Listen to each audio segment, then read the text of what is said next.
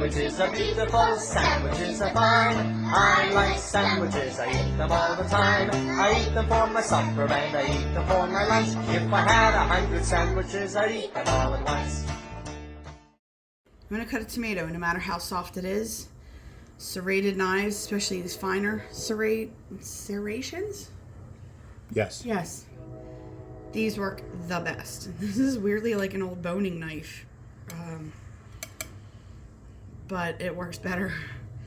My grandmother always took off, this is the blossom end, where the little blossom would have been when the tomato grew. Probably should be cutting away for myself, but... And the stem end, it's not that these are not edible, it's that they're just not pleasant. A lot of people and places leave those in, we always cut them out.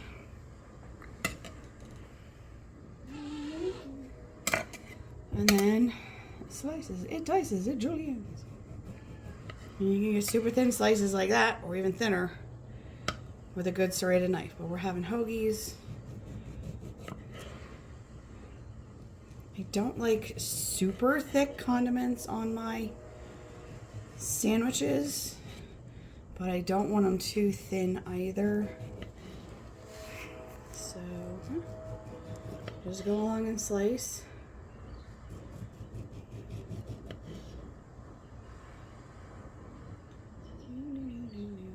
Until it's not safe to slice anymore. This bit, I mean, you can keep slicing thin if you want. There's a way you can, be brave and trust yourself and do that old chef's trick like that. But typically, I mean, I just like eating tomatoes, so I just cut it up, throw a little salt and pepper on it, and the tomato gets eaten.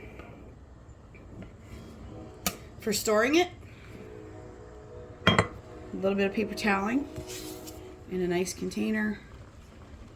Just pop it in the fridge when you're done. What does the paper towel do? Is it just absorbing the extra fluid? There's a lot of fluid, and if it seems to sit in that, it can kind of get like slimy, and I don't know, it just seems to go off faster. The paper towel kind of absorbs and kind of maintains a good level of moisture, and just helps it last longer. Cool. And I just have a good tight sealing lid. That's not as important. I mean, you can even just cover it with plastic if you have to, but the better the seal, the longer it'll last.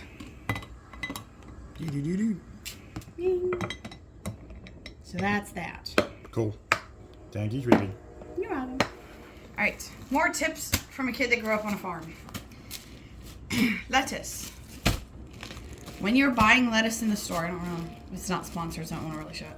When you're buying lettuce in the store, iceberg lettuce and any lettuce whatsoever, when you look at it and pick it up, it should be heavy for the size, especially if it's a head lettuce. Leaf lettuce are usually those looser ones. Romaine, butter lettuce, they're considered leaf lettuce. This is a head lettuce, so it forms in a tight head. Any of them, when you pick it up, it should be heavy for its size. If not, it's a lot of air and it's not densely packed, so you're not getting as much bang for your buck. The other thing to look at, it helps. I mean, you can look at, you'll be looking at it through the plastic, but I know the camera's not going to pick it up so good. This was the best one I could actually get in the store. You want to look for what's called rust, like this rusting. It's basically everything just oxidizing from being cut. You're always going to see it here. The roots came out from here. Ollie, yes, I know, honey. The roots came out from here, so this is where they're cutting it off. You're always going to see rust here. That's just natural. And where anything is cut, or this looks like it had a little nick here, so there's some rust. It's when there's more rust coming out on like the leaves and these ribs, that means it's getting older. You probably don't want that unless you're going to eat it that day.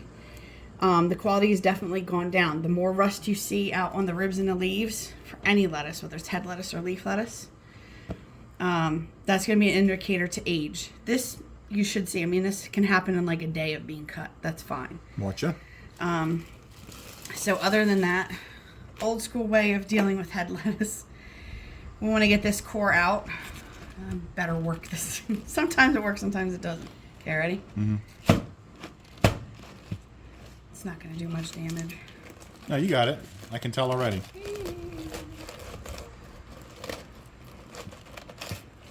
you like this, but there's someone else that likes this. And they are standing by me now. Yes, the boys love that bitter lettuce there. Come on, babies. Oh, gal, I gotta get you more. Ollie got the lion's share there. Doo-doo-doo. So yeah, if you don't like bitter lettuce or any of these bitter bits, you can take them out. Galahad. Gally. You know him. Slap. I'm just gonna take these off. These are big, kind of chewy. And you know, you can wash it like this. If you lettuce or any vegetables, I highly recommend salad spinners. This is something we didn't have as a kid, so you don't have wet salad. Or we were always patting it dry with paper towels. We are making hoagies today, so I'm going to shred this. Pardon me, but otherwise you can just, you know, break it into pieces or leaves, put it in a salad spinner, rinse it. My tip, lettuce rusts easily, and for whatever reason, sometimes metal knives cause it to rust faster. What I understand is that somehow it's reacting with the iron in the knives. Yeah. Even and though then, stainless has a lot less iron, I think. No, the stainless steel has iron in it, but it has the carbon added to it, which gives it strength and the... Less rust on the knife. Right. But then, you know, there's varying degrees of steel, but there's still iron in it. So I use a ceramic knife. I've noticed it lasts better, longer. But if you're going to eat it, again, in like a day or two, the knife really doesn't matter. But this will probably get a few days out of, so... Just trying to show you as well. This is just how I shred lettuce. Definitely. I'm sure. You get back over here. What are you falling out of line for? Don't cut me. I know a lot of like delis probably just stick it on the deli slicer, or they probably have some kind of. You've seen those machines where they just put it in and slap it and it's done. Yeah. We have no such devices here. This is old school in it. This is just, you know, cut it down to smaller chunks and then just thin slice along the edge. And come back later, it'll all be done. We're back. We're back. All right. So the lettuce is shredded. We're going to And suddenly I feel wash like it up. an 80s movie. Right now I'm washing lettuce. Eventually I'll get the assistant manager. And that's on the big one. I don't know why you're filming this. You just fill the lettuce, toss it around a little bit, wash it, and then spin it per your spinner. Yep. And it gets nice and dry, and it's not going to make your sandwich all soggy and gross, and it's not going to water down your salad or your salad dressing. All righty. See you soon. Bye-bye. See, I'm washing lettuce. Soon I'll be on fries, then the grill. A year or two, I make assistant manager. And that's where the big bucks start rolling in. We're back. Again, all right, so we're making two types of hoagies today. Two. We're both from New Jersey. It's a hoagie. Everywhere else, it's a sub, especially if you've seen Subway or Jersey Mike's, which is odd because Jersey Mike's is the shore. Jersey Shore and Jersey, where we're from, are different things. Could be a hero, could be a grinder, could be an Italian sandwich, whatever. We are doing... the hub's favorite is American hoagie, and that is American cheese, salami. Right there. Yeah, salami. We buy Genoa salami. It's our favorite. Plain cooked ham and bologna. I guess like a German bologna, beef bologna, whatever your favorite is. This is what just like a standard bologna, which is kind of like all three. Yeah, it just says bologna. Yeah, it's like German chicken, bologna. Yeah, it's like usually like chicken, pork, and beef. Don't look at the other stuff as for the Italian hoagie we'll be doing. Pardon me. So, here's how, first off, we'll go back over with the meat. I'm really frustrated because we went grocery shopping and Pete needed to leave for work. So, we did not have time to really deal with getting the meats. We asked for super thin where you could see through, and this should be half as thick. We're going to be doing a segment later where we show different thicknesses of lunch meat on sandwiches and what the difference is. But when you grow up in New Jersey and you get thin meat, you get it like see-through thin. This is not what I prefer. And my anxiety and neurodivergence is actually freaking out in my head right now because this is not what I like. So I'm going to be dealing. But usually I do not get meat this thick. But I'm going to do what I can. One tip I do want to show you when it comes to cheese. We usually get cheese a little bit thicker. You got it rather thin. I don't know if that was another problem. But rather than pulling at it with your fingers, kind of use, this is just a butter knife. You don't want to use the sharp edge. You want to kind of just gently kind of wiggle under. And it comes loose. Now I got the cheese. You see me kind of like pop it up a little bit. Now you have a nice complete piece. It's frustrating. It takes a little bit more time than just tearing at it. But at least now you're getting whole pieces instead of just getting like ripped, broken pieces if you were to just pull at it. So Gotcha. that's a little tip for you there. I did get it a little bit thinner, and I don't know how it got mashed down like that. But I did get I did get it a little bit thinner because I figured it would be more pliable inside the sandwich. Yeah, but he messed it up too. You can see it's like thick on one end, thin on the other.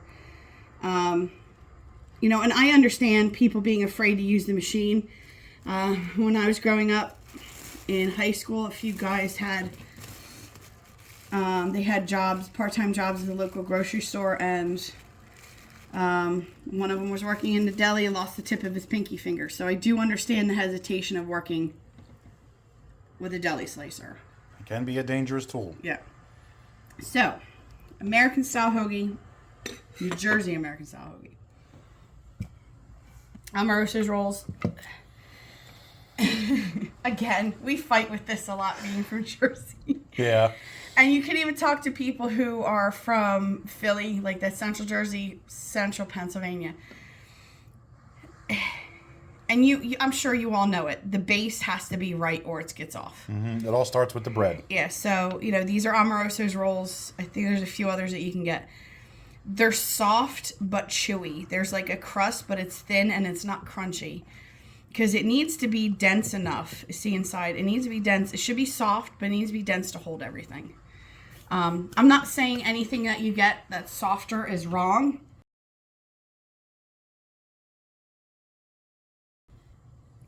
But that's usually why things do fall apart and get mushy. So here's how we make a hoagie. This is the order of operations. After all that bullshit.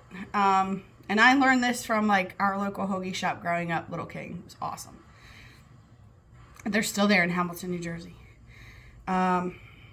So put on, if you do oil and vinegar or Pete likes, those are just good seasonings. Just a little bit on, a little bit. If that happens, if you get a blob like that, mush, and there you go. There you go. Don't put it on the other side. All right, so cheese first. Go across the whole thing. And why is the cheese first? Because despite the fact that we're putting on dressing, we don't want like the, let's try to get you a little, make sure every little surface is covered here. We don't want, like, I'm going to be using tomato or even lettuce, even though I dried the lettuce in the salad spinner. You don't want that to make things even further soggier. You want to just have the good flavor from the oil and vinegar, but you don't want it to be watered down by anything else. Gotcha. So you do that. And then order of operation really doesn't matter here. This is American hoagie, so American cheese, ham. Here's one time you're actually going to see me not... when I make sandwiches, I usually do this with meat. Yeah, like a little bit of a ribbon type action. Yeah, I going kind of on. like fold it in. Hoagies, no. Hoagies are just meat down. Just flat like that. Yep. And try to overlap, make sure it, completely covers. So that was ham. Here's your bologna. Salami. Should do a little back and forth action. Make sure it's all covered. Herringbone pattern. Yeah. And overlap a little. I mean, there's nothing worse than a sandwich that doesn't, like, you know, you have like ends that have nothing on it and it's just it's just sad bread. No, bread's not sad. Careful when you put that up. I just want a little fold in this. And all you like is just lettuce. Just lettuce. No onions, no yeah. tomatoes. So There you lettuce, and then more of your dressing. And not only learned this from Little King, but the lunch ladies. We used to get hoagies for lunch at school. Push it down just a wee bit. If you want to put toothpicks or frill picks in, and then just cut it in half. I always like a little angle. I think it looks pretty. And there you go. That's an American hoagie. Jersey style American hoagie. There you go. Right? You know, chips are your preference. I'm not going to get involved in that. Chips are a personal thing. I don't get involved in that. We're back. It's like, we're back.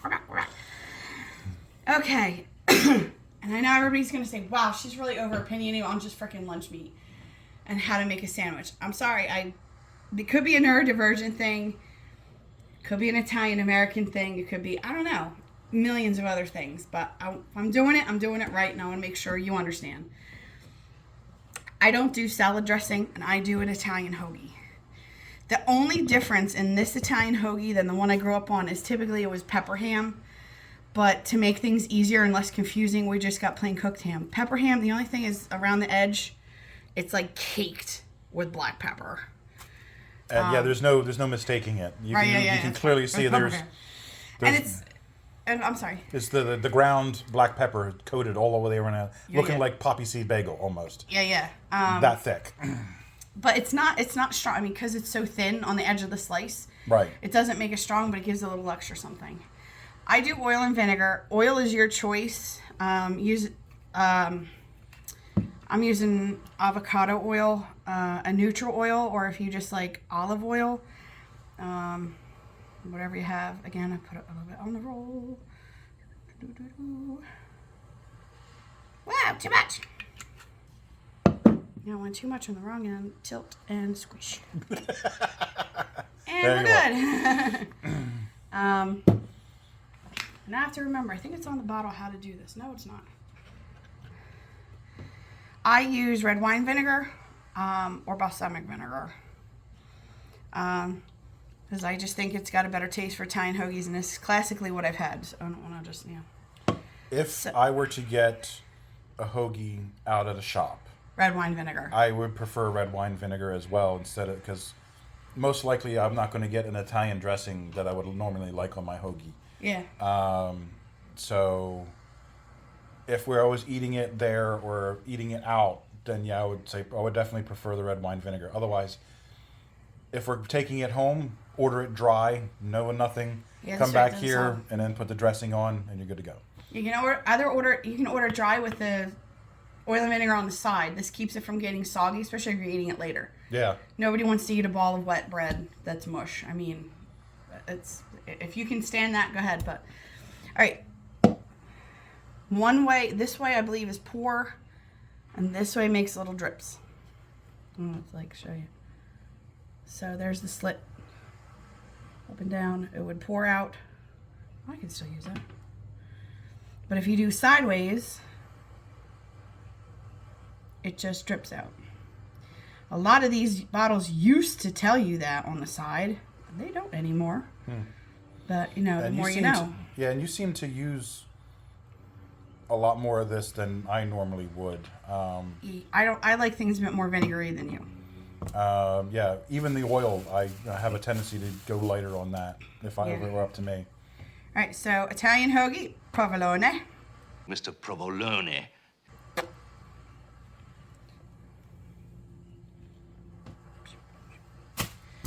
Ham. As I said, usually would have been a pepper ham, but this is good. And salami. You can get hard salami, regular salami. We like Genoa salami. You just like the flavor better. It's just a personal preference. Overall, yes. Because I think the hard salami is the one that has the little black peppercorns in it. No, that's this. See? There's not a lot of it in this one. Oh, okay. Because I didn't see any in this, and I was like, maybe I was mistaken. Good for a snack. Yeah, I'll pull out one too many. Excuse me. I'll nab one as well. Capicola. Sweet or hot? Doesn't matter. It's a type of Italian ham. If you're not sure which one and they have sweet or hot at the deli, you can always ask for a slice to try. Just say you're not sure, you've never had it before. Or if you've had it on a sandwich and you're not sure which one you would like. I believe this is sweet. It smells like it.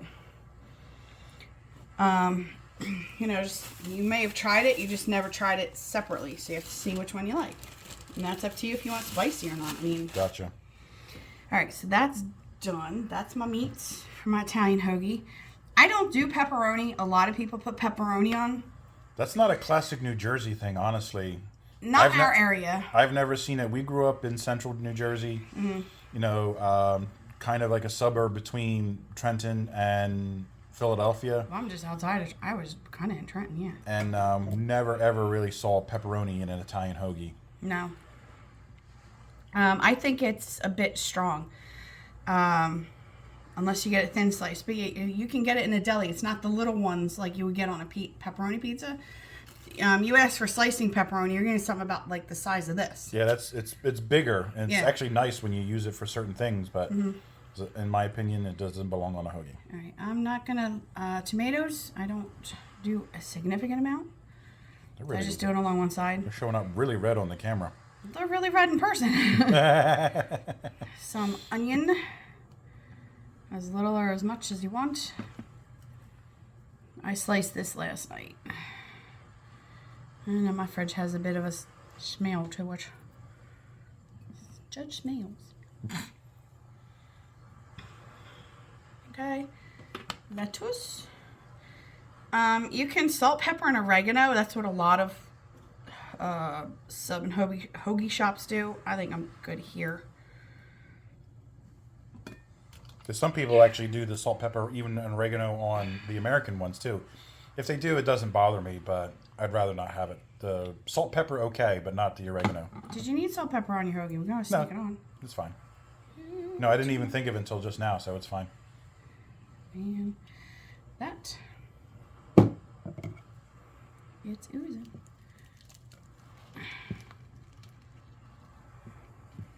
See all that stuff sticking out? That's what it's like. Yeah. That's a good hoagie when you got to like bite around the bread to get to it. Yeah, you got to nibble off the meat just so you can get to the bread. Yeah. And there you go, an Italian hoagie. I probably could have squeezed in more lettuce, but Yeah. I have other salads that I'm eating today. I have potato salad, carrot salad. So, I lost an onion. I'm gonna just put it on the side. Stuff's gonna fall out anyway. You know you're gonna be a mess. So stuff's falling out anyway. Just roll with it. Yeah. So there you go. That's how we make hoagies. That's how I learned to make hoagies, by just standing there and watching. Place I talked about in Hamilton still exists, I think. Little King. Nothing was pre-sliced. Yeah, it was they were sliced fresh slicing- right yeah. for the sandwich, yeah. They were slicing it fresh. They had custom rolls. Like, you'd have to order them by the half, or I think even a quarter. They're huge rolls like you would get for a party.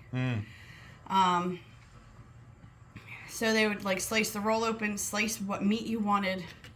You could order from the board or just order custom. And everything was made right as you go along, and you could watch them go down, wrap it in paper.